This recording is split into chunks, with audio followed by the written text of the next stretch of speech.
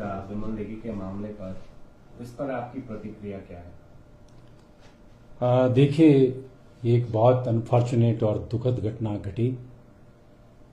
और 10 मार्च को जैसे ही शिमला जिला पुलिस को पता लगा कि लेट श्री विमल नेगी जी मिसिंग हैं, जिला शिमला पुलिस ने तत्काल अपनी कार्रवाई की, परिवार के साथ सहयोग किया, परिवार ने भी पुलिस को सहयोग दिया और उन सभी संभावित जगहों को तलाशने का प्रयास किया जहां पर लेट श्री विमल नेगी जी के जाने की संभावना थी। इसी दिशा में हमें पता चला कि विमल नेगी जी आखिरी बार घुमारवीं बस स्टैंड पर देखे गए और उसके बाद उनका कोई पता नहीं चला। हमारे भरसक प्रयास करने के बाद 15 मार्च को हिमाचल प्रदेश पुलिस महानिदेशक ने एक स्पेशल इन्वेस्टिगेशन टीम का गठन किया। उस स्पेशल इन्वेस्टिगेशन टीम में उन्होंने अपनी जो सिलेक्शन ऑफ ऑफिसर थी वो स्वयं की और एडीजीपी सीआईडी को उस एसआईटी का मुखिया बनाया और उसके बाद जो दायित्व था तलाश करने का और उसके उपरांत जो भी कार्रवाई होनी थी वो उस एसआईटी 1 जो तलाश करने वाली एसआईटी थी उसके द्वारा की जानी थी। और 18 तारीख मार्च महीने में जब उनका शव बिलासपुर की गोविंद सागर झील में मिला तो जिला बिलासपुर की पुलिस एसआईटी का ये दायित्व था कि वो उचित कार्रवाई करती और जो शव विच्छेदन जिसे हम पोस्टमार्टम कहते हैं, इंक्वेस्ट रिपोर्ट करते हैं, वो उन मानदंडों पर की जानी चाहिए थी जिन मानदंडों के अनुरूप इस तरह के जो गंभीर विषय होते हैं उस पर वो सही तरीके से खरी उतरे। इस एसआईटी ने क्या किया क्या नहीं किया उसकी इन्वेस्टिगेशन भी हमने की है, क्योंकि वो इन्वेस्टिगेशन फाइल का विषय है। उन सब चीजों को तो अभी मैं ज्यादा प्रकट नहीं करूंगा, लेकिन हमने एक सत्यता, प्रक्रिया, कानून और उसके दृष्टिगत इन्वेस्टिगेशन की है जिससे श्री विमल नेगी जो लेट विमल नेगी जी उनकी जो जिस प्रकार की रहस्यमय परिस्थितियों में मृत्यु हुई उस सब की सच्चाई सबके सामने आए। हमारी हमेशा उस परिवार के प्रति गहरी संवेदनाएं रही हैं और जब एचपीपीसीएल के बाहर उन्होंने अपना धरना प्रदर्शन रोष प्रकट किया था तो उस समय भी मैंने उनके परिवार को आश्वस्त किया था कि मैंने अपने 26 साल की जो मेरी पुलिस की प्रोफेशनल इंटीग्रिटी और ऑनेस्टी है उसके हिसाब अनुरूप मैं उस केस को इन्वेस्टिगेट करवाऊंगा और करवाऊंगा। और उसी दिशा में हमने एक इंटीग्रेटेड इन्वेस्टिगेशन के लिए एक बहुत लंबी चौड़ी एक्सपीरियंस टीम बनाई और एक डिफाइंड कंटूर जो है उसका इन्वेस्टिगेशन का तय किया। उस इन्वेस्टिगेशन टीम ने जितने भी मानदंड इन्वेस्टिगेशन के हैं, जितने भी साक्ष्य चाहिए, वो सारे के साक्ष्य जो है पिछले 40-45 दिनों में एकत्र किए हैं, वो हमारी फाइल में मौजूद हैं। वही हमने अपनी स्टेटस रिपोर्ट जो इंडिपेंडेंट स्टेटस रिपोर्ट है समग्र रूप से माननीय अदालत के सामने रखी थी और माननीय अदालत की विजडम में जो फैसला है उसके ऊपर तो कोई टिप्पणी नहीं की जा सकती है, लेकिन मैं पूरे दायित्व के साथ ये कहता हूं कि हमने ईमानदारी के साथ सच्चाई की पता लगाने का प्रयास किया है और हम इस बात को स्वयं जानते हैं कि हमने कितनी ऑनेस्टी से और कितनी मेहनत से इस दिशा में जो कदम उठाए जाने चाहिए थे वो सिंगल हैंडेडली उठाए हैं और भरसक प्रयास किए हैं और इस प्रकार के साक्ष्य एकत्र किए हैं जिससे कहा जा सकता है कि विमल नेगी जी की मृत्यु में जो पॉजिटिव फैक्टर हैं, जो क्राइम है और जिस प्रकार की मनोस्थिति उनके अंदर पैदा की गई और जिस प्रकार का व्यवहार उनके साथ किया गया वो सारा के सारा इस प्रकार का था कि वो एक साधारण जिसको कहते हैं कि सिंपल कंडीशन में इम्प्रॉपर अनकॉल्ड बिहेवियर था और कोई भी व्यक्ति जो है इस प्रकार की परिस्थिति में प्रोपेल हो सकता है इस प्रकार का कदम उठाने के लिए, लेकिन यही इन्वेस्टिगेशन का एक कंटूर नहीं है। इन्वेस्टिगेशन के और भी बहुत सारे पहलू हैं जिसमें कि क्राइम के और फैक्टर्स जो परिवार ने प्रकट किए थे कि उनकी हत्या भी हो सकती है, उनको पानी में फेंका भी जा सकता है, उनके साथ इस और भी कई प्रकार के अपराध हो सकते हैं। तो लेट श्री विमल नेगी जी के परिप्रेक्ष्य में हमारी टीम उन सभी चीजों पर भी इन्वेस्टिगेशन कर रही थी और माननीय अदालत के आने के बाद कल हमने उस इन्वेस्टिगेशन कार्य को अभी रोका है और आगे की जो रणनीति है उस दिशा में हम अभी अपना जो है वो सोच विचार कर रहे हैं क्योंकि किसी भी इन्वेस्टिगेटिंग ऑफिसर के लिए, एक प्रोफेशनल पुलिस ऑफिसर के लिए ये बहुत बड़ा प्रोफेशनल चैनल भी होता है और साथ साथ में एक दायित्व भी होता है जिसमें हमको सिद्ध करना होता है कि उस प्रोफेशनल चैलेंज को हमने एक्सेप्ट किया और अपनी in the line of duty अच्छी प्रकार से निभाया। सर, उसी जो आप ये दलील दे रहे हैं, उन्हीं सारी दलीलों को तो अदालत ने खारिज किया है और बहुत सारे सवाल इस पर उठाए गए कि जो उन्होंने बिंदुवार कहा आपकी जांच को लेकर और जो डीजीपी की तरफ से जो एफिडेविट दिया गया था, जो उनकी तरफ से इंडिपेंडेंट स्टेटस रिपोर्ट दी गई थी, उसको आधार बनाया और फ्रिक्शन जैसा वर्ड भी ये बताया था कि आपके बीच में है। तो ये कहीं ना कहीं डिसअपॉइंटिंग है आपके लिए या फिर आप किस तरह से इसको एक्सप्लेन करें? देखिए, जो ऑनरेबल कोर्ट का ऑर्डर है, उस कोर्ट में जो लीगल एस्पेक्ट्स हैं, एनालिसिस हैं, उसके संदर्भ में अभी जो हम आगे करने जा रहे हैं, क्योंकि हमारी इन्वेस्टिगेशन इंटीग्रेटेड ऑनेस्ट इन्वेस्टिगेशन है। पुलिस महानिदेशक ने उस इन्वेस्टिगेशन में जो एफिडेविट और जो शपथ पत्र दायर किया है वो बहुत ही गैर जिम्मेदाराना तरीके से दायर किया हुआ शपथ पत्र है। उसमें उनके अनेक कारण हैं। उन्होंने इन्वेस्टिगेशन के जो प्रीमाइस हैं, जो पैरामीटर्स हैं, उनको ब्रीच किया है। उसके क्या कारण हैं वो मैं स्पष्ट कर देता हूं कि किन अल्टीरियर पर्पसेस के साथ उन्होंने ये शपथ पत्र दायर किया। हम सब जानते हैं कि रिसेंटली हिमाचल प्रदेश सीआईडी में एक घटनाक्रम हुआ था। सीआईडी ने एक जांच की थी। जांच करने के बाद एक चिट्ठी को जो उनकी गुप्त चिट्ठी थी उसको ऑफिस से निकालकर चुराकर लीक करवाया गया था और उस दिशा में एक एफआईआर पंजीकृत हुई है। मुझे इसमें कहने में कोई संकोच नहीं है कि उसमें जो हमारे पुलिस महानिदेशक हैं उनका निजी स्टाफ जो है संलिप्त है और उनकी इन्वेस्टिगेशन चल रही थी। इसी दौरान जो है उस इन्वेस्टिगेशन को बाधित करने के लिए उन्होंने अनेक प्रयास किए और यही नहीं है, इसके अलावा भी अनेक ऐसी शिकायतें जिला शिमला पुलिस को प्राप्त हुई हैं जिसमें पुलिस महानिदेशक के आचरण के संदर्भ में गंभीर प्रश्न उठाए गए हैं। अभी कुछ समय पहले हमारे पास एक शिकायत प्राप्त हुई जिसमें एक विनय अग्रवाल नामक व्यक्ति के संदर्भ में यह प्रकट किया गया है कि पुलिस महानिदेशक ने एक रिपोर्ट तैयार की और वो रिपोर्ट जो है पुलिस महानिदेशक में जब वो सीआईडी में महानिदेशक के पद पर थे और जूनियर ऑफिसर्स के ऊपर दबाव डालकर जो है वो रपट बनाई, वो रिपोर्ट बनाई, कोर्ट्स को मिसलीड किया। उस बात की जांच भी शिमला पुलिस कर रही है। वो हमारे थाना में जो है वो रिपोर्ट जो है पंजीकृत है और उस संदर्भ में भी मैंने एडवोकेट जनरल के कार्यालय में और एसीएस होम के कार्यालय में पहली चिट्ठी के द्वारा सूचित किया था। ऐसे अनेक और विषय हैं उनके निजी स्टाफ के बारे में। मुझे इस बात को कहने में कोई संकोच नहीं है कि उनके जो निजी स्टाफ के लोग हैं, आपको पता है शिमला जिला में ड्रग पेडलिंग एक्टिविटीज के खिलाफ कितना बड़ा ऑपरेशन जो है शिमला जिले में पिछले 2.5 साल में पुलिस अधीक्षक का पद कार्यभार संभालने के बाद हमने चलाया है। उसमें यह प्रकट हुआ है कि एक संजय भूरिया नामक गैंग में जो है उनके निजी स्टाफ का एक व्यक्ति संलिप्त पाया गया है। उसको लेकर भी हमने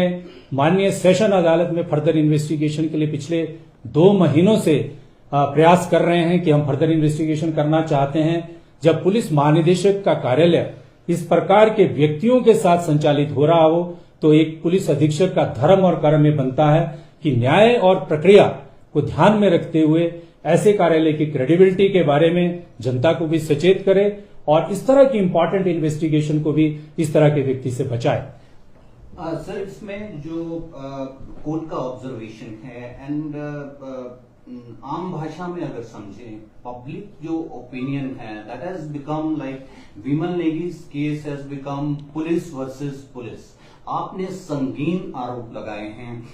डीजीपी पर। At the same time DGP ने एफिडेविट दिया है, he is the chief of the police. क्या उन्होंने आप पर उस वक्त कार्रवाई क्यों नहीं की? क्या जो आपने आरोप लगाए हैं क्या उसमें डीजीपी कार्यालय ऑपरेट नहीं कर रहा है?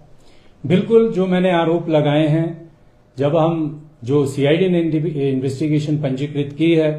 उस इन्वेस्टिगेशन में डीजीपी कार्यालय ने मेरी चिट्ठी पत्र लिखने के बाद कि आप इस इन्वेस्टिगेशन में बाधा नहीं पहुंचा सकते इसकी स्वतंत्रता में, उसके बावजूद भी डीजीपी ने उस इन्वेस्टिगेशन को सीआईडी में अपनी चॉइस के ऑफिसर से करवाने का प्रयास किया। और ऐसे अनेक हमारे पास उदाहरण हैं जहां पे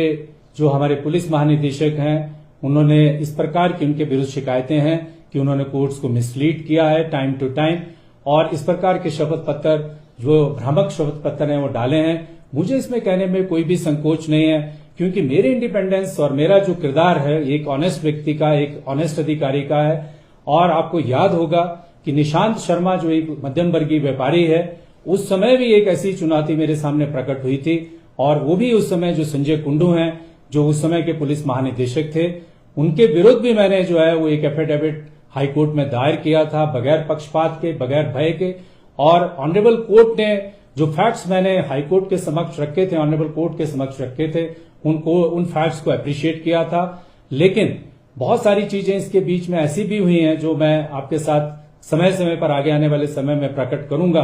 कि किस प्रकार से पुलिस हेडक्वार्टर के माध्यम से क्या क्या किया गया, किस प्रकार की षड्यंत्र और किस प्रकार से हमें इम्प्लीकेट करने के प्रयास किए गए, और कौन कौन सी ऐसी इन्वेस्टिगेशंस हम कर रहे हैं जिनको दुष्प्रभावित करने की जो है, जिसको हम कह सकते हैं कि हमारे हेडक्वार्टर और पॉलिटिको नेक्सस के द्वारा दुष्प्रभावित करने के प्रयास किए गए। मुझे इस बात में कहने में कोई संकोच नहीं है, क्योंकि 25 वर्ष 26 वर्ष का जो मैंने ऑनेस्ट पुलिस कैरियर जो है वो अपना जो एक तपस्या की तरह लगाया है। और आज अगर कोई मेरी इस ईमानदारी को और इस प्रोफेशनल इंटीग्रिटी को अपमान करने का कोशिश करता है तो मैं पुलिस का पद छोड़ना पसंद करूंगा, लेकिन मैं इस अपमान को नहीं सह सकता हूं। और इसीलिए जो है अभी हमने, मेरी जो स्पेशल इन्वेस्टिगेशन टीम है वो हमने निर्णय किया है कि हम इस पूरे प्रकरण को फिर से दोबारा अदालत में लेके जाएंगे। हमें इन्वेस्टिगेशन में इंटरेस्ट नहीं है, लेकिन हमारे द्वारा जो इन्वेस्टिगेशन की है वो एक प्रिविलेज डॉक्यूमेंट है, हम उसको प्रोटेक्ट कराना चाहते हैं। और वो इन्वेस्टिगेशन जो है, लेट श्री विमल नेगी जो है उनको न्याय मिलना चाहिए, वो किसी राजनीति का शिकार नहीं होना चाहिए, वो किसी के स्वार्थों की शिकार नहीं होनी चाहिए, किसी को एक्सटेंशन चाहिए, किसी को कोई पद चाहिए, संजीव गांधी को कुछ नहीं चाहिए। वो विमल नेगी जी को जो है न्याय दिलाना चाहते हैं और उसी दिशा में एक सच्ची पक्की इन्वेस्टिगेशन कर रहे हैं। और यही चीज जो है हम दोबारा से अपील में, अभी हम दोबारा कोर्ट में जा रहे हैं, ऑनरेबल हाई कोर्ट में हम अपील दायर करेंगे और सारी सच्चाई कोर्ट के समक्ष रखेंगे कि जो अल्टीरियरली मोटिवेटेड जो एफिडेविट डी पुलिस महानिदेशक ने तैयार किया है उसमें और भी अनेक कारण हम उसमें प्रकट करेंगे और कोर्ट को, ऑनरेबल कोर्ट को हम बताएंगे कि जो इन्वेस्टिगेशन का जो प्रिमाइस है और जो इन्वेस्टिगेटर की इंडिपेंडेंस है वो इस प्रकार से खंडित नहीं की जा सकती है और सच्चाई को इस तरह से तहस नहीं किया जा सकता है। एक व्यक्ति की इस तरह से जान गई है और उसके ऊपर जो है इस प्रकार से जो है स्वार्थ सिद्धि नहीं की जा सकती है। हमारी इन्वेस्टिगेशन जो है ट्रुथफुल है और हम श्री विमल नेगी जी को न्याय दिलाने के लिए कमिटेड हैं और उस न्याय को दिलाकर रहेंगे, चाहे इसके लिए किसी भी प्रकार का त्याग करना पड़े। सर, आपने बहुत बड़े आरोप लगाए हैं अपने सुपीरियर ऑफिसर को लेकर, यही बात अदालत में भी कही थी। आपके पास क्या फैक्ट्स हैं ऐसे? क्या कहीं ऐसा तो नहीं है अभी जो भावनाएं आपके खिलाफ हैं लोगों की और खुद को बचाने के लिए आप ये कह रहे हैं या सफाई में ये चीजें कह रहे हैं, आपकी इंटेग्रिटी पर भी सवाल थे, कहीं ऐसा? देखिए, जब मैं माननीय अदालत में जब ऑनलाइन प्रोसीडिंग्स देख रहा था और जिस प्रकार से ऑनरेबल कोर्ट में जो चीज ट्रांसपायर हो रही थी, अगर मैं एक सच्चा पक्का और साहस से भरा व्यक्ति ना होता, असत्य पर चलने वाला व्यक्ति होता, तो मैं स्वयं कोर्ट के समक्ष पेश नहीं होता। मैंने ऑनरेबल कोर्ट में अपना पक्ष और अपने तथ्य प्रकट करने की कोशिश की, लेकिन मुझे I am thankful, I am grateful, I am obliged कि मुझे ऑनरेबल कोर्ट ने टू सम एक्सटेंट इस बात को प्रकट करने की कोशिश को जो है मौका अवसर दिया। लेकिन जितने भी मैंने तथ्य सामने रखे हैं वो सारे के सारे तथ्य जो है वो एविडेंस बेस्ड हैं, वो सारे के सारे तथ्य जो हैं वो ड्यूली कॉरोबोरेट होते हैं। एफआईआर हुई है, ये बिल्कुल सच है। पुलिस महानिदेशक का स्टाफ इन्वॉल्व है, ये बिल्कुल सच है। पुलिस महानिदेशक ने एक अपने जूनियर कर्मचारी पर जो है दबाव डालकर एक विनय अग्रवाल के केस में जो है झूठी रिपोर्ट इस प्रकार की उसमें प्रकट होते हैं तथ्य उनकी उस रपट को पढ़ने के बाद, और ऐसी शिकायत हमारे पास सदर थाना में डीडी एंट्री के जरिए जो है उसमें लिखी गई है, ये भी सत्य है। और भी बहुत सारी बातें हैं और मैं एक आपके साथ बहुत ही इंटरेस्टिंग फैक्ट शेयर करना चाहता हूं और जो सभी को स्तब्ध और आश्चर्य में डाल सकता है कि जब 2023 में शिमला के मिडल बाजार में एक हिमाचल रसोई नामक रेस्टोरेंट में गैस ब्लास्ट हुआ था, उसके बाद सेंट्रल एजेंसीज को बुलाया गया, एनएसजी को बुलाया गया और एनएसजी पुलिस मुख्यालय में ठहरती है। और उस समय के डीजीपी जो है एनएसजी को क्यों बुलाते हैं पहले तो हमें समझ में नहीं आया, लेकिन कुछ समय के बाद एनएसजी की एक रिपोर्ट आती है कि ये रसोई धमाका जो है ये एक टेररिस्ट इंसिडेंट है, इसमें तो आरडीएक्स मिला है। और इसी दौरान जो है मुझे पता चलता है कि पुलिस महानिदेशक मेरे बारे में एक चिट्ठी लिखते हैं चीफ सेक्रेटरी हिमाचल प्रदेश सरकार को कि ये जो टेररिस्ट एक्ट हुआ है इसमें जो है शिमला जिला के पुलिस के एसपी और पुलिस की जो है वो नेग्लिजेंस है, उन्होंने एविडेंस को डिस्ट्रॉय किया है। और वो शपथ पत्र दायर करते हैं अपने बचाव में honourable supreme court of India में, और ये सारे तथ्य जो हैं वो अपने डिफेंस में यूज करते हैं। लेकिन आज उस इन्वेस्टिगेशन की रिपोर्ट सामने आ गई है और कितना ज्यादा आश्चर्य होता है कि एनएसजी जैसी सेंट्रल एजेंसीज को हमारे पुलिस के बड़े बड़े ऑफिसर किस काम के लिए यूज कर रहे हैं। और ये पाया गया कि उसमें कोई आरडीएक्स नहीं था, उसमें कोई विस्फोटक नहीं था, वो कोई टेररिस्ट इंसिडेंट नहीं थी। जो शिमला पुलिस शुरू से कह रही थी कि ये सिंपल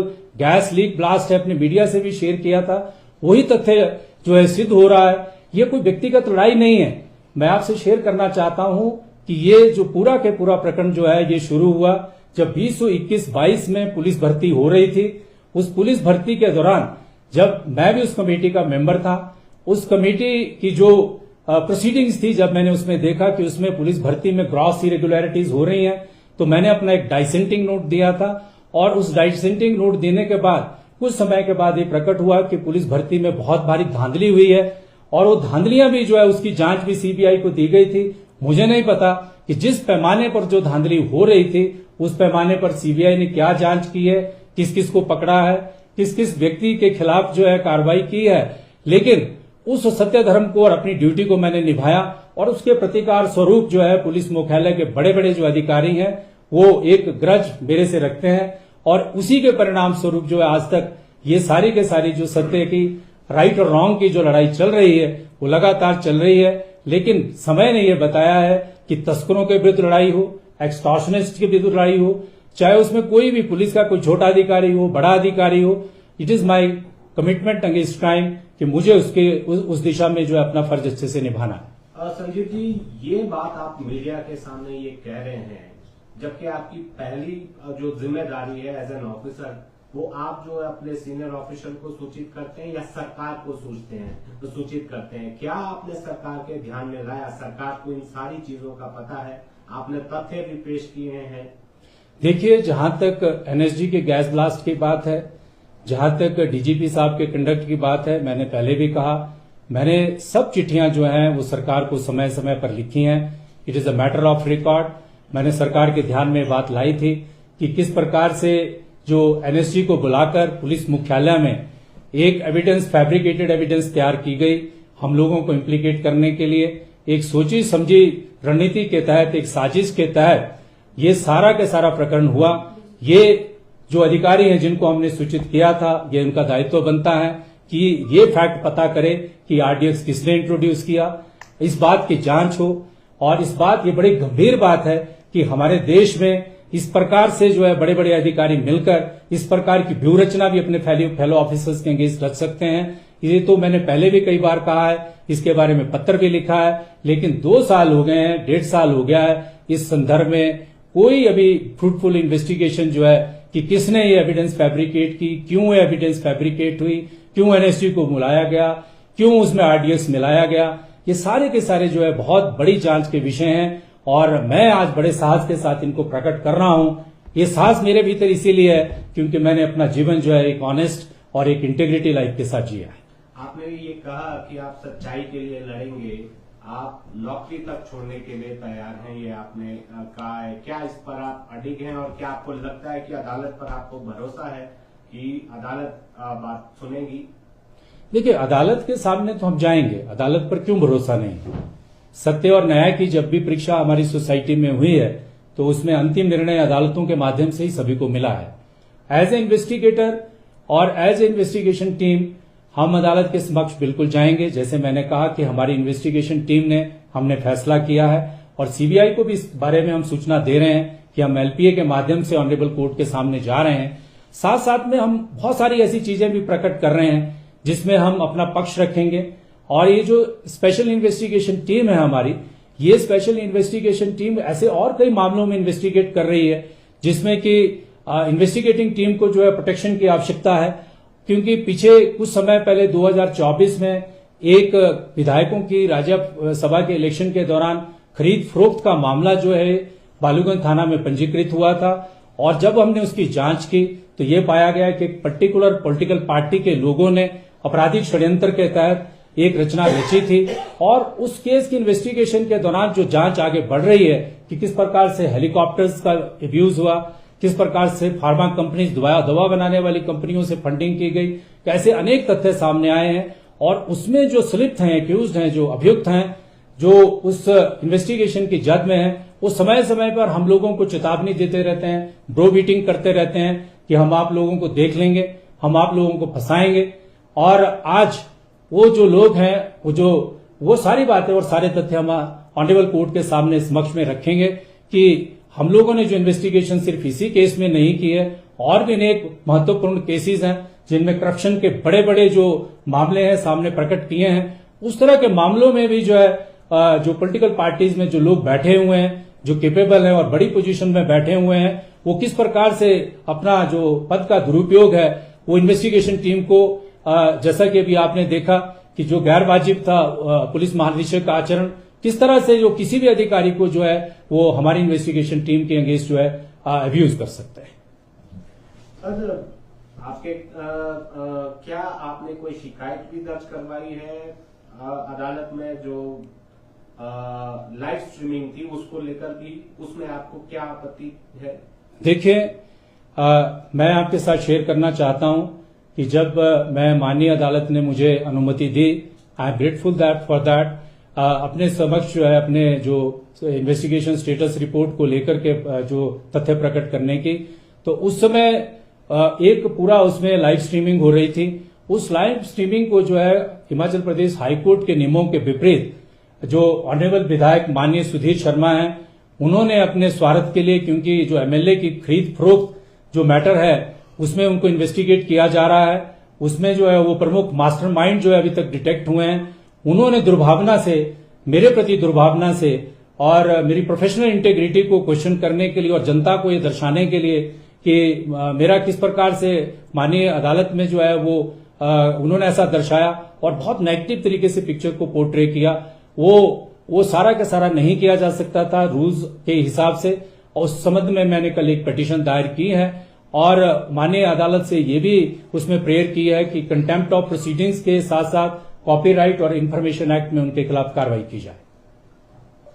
सर, जब इतनी बातें खुल गई हैं तो जरा एक बात ये भी बता दें कि रामकृष्ण मिशन वाला जो मामला था उसको लेकर भी जो आप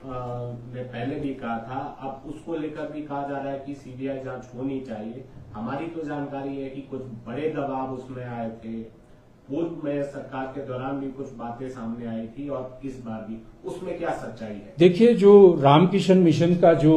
प्रसंग है, जो उस क्रिमिनल इंसिडेंट हुई थी, उस पर भी ये सत्य है कि मुझ पर जो है दबाव डाला गया था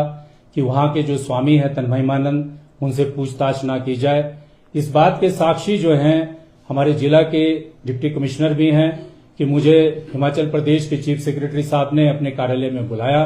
और बुलाने के बाद कहा कि इस विषय पर जो है आप आगे इन्वेस्टिगेशन इस प्रकार से ना करें। उस इन्वेस्टिगेशन में जो है बहुत भारी दबाव जो है मुझ पर जो है डाला गया, लेकिन क्योंकि जैसा कि मैंने कहा कि I have served as a professional integration में मैंने काम किया है आज तक और ऑनेस्टी के साथ काम किया है, हम उस दबाव में नहीं आए। और उस दबाव में नहीं आने का वजह है कि we want to end the justice, and the purpose and the service of the justice towards the service of the justice. मुझे ये कहा गया कि कोई कॉन्स्टिट्यूशनल ऑफिस के ऊपर जो व्यक्ति बैठे हैं, समय आने पर मैं ये भी प्रकट करूंगा कि किस प्रकार का दबाव था। और उसके बावजूद भी जो है मैंने सत्य और निष्ठा के साथ ऑनरेबल हाई कोर्ट में जो है अपना एफिडेविट दायर किया था और उस समय भी मुझे कहा गया था कि भाई आपने जो है इस केस के में जो है आपको इसमें पर्सनली टारगेट किया जा सकता है, लेकिन जहां सच्चाई की और न्याय की और इन्वेस्टिगेशन की बात है उसमें किसी भी कीमत पर कंप्रोमाइज नहीं किया जा सकता है। और उस समय के जो डिप्टी कमिश्नर हैं उन्होंने जो अपना रोल निभाया था। मैंने उस पर भी जो है सस्पिशन और क्वेश्चन जो है रेज किए हैं कि जो उन्होंने अपना ऑर्डर किया था वो ऑर्डर कहाँ टाइप हुआ, किसने उनको टाइप करके दिया था और क्यों उन्होंने सिलेक्टिव तरीके से एक ऑर्डर पास किया। इस सारे के सारे विषय के ऊपर भी मैंने जो है अपना जो है एक विवेकपूर्ण जो स्टेटस रिपोर्ट है ऑनरेबल हाईकोर्ट में प्रस्तुत किया है। और इस प्रकार से जो इस तरह के जो विषय हैं, जब भी समय में जो टेस्ट ऑफ टाइम है उसमें हमने अपनी निष्ठा को प्रकट किया है।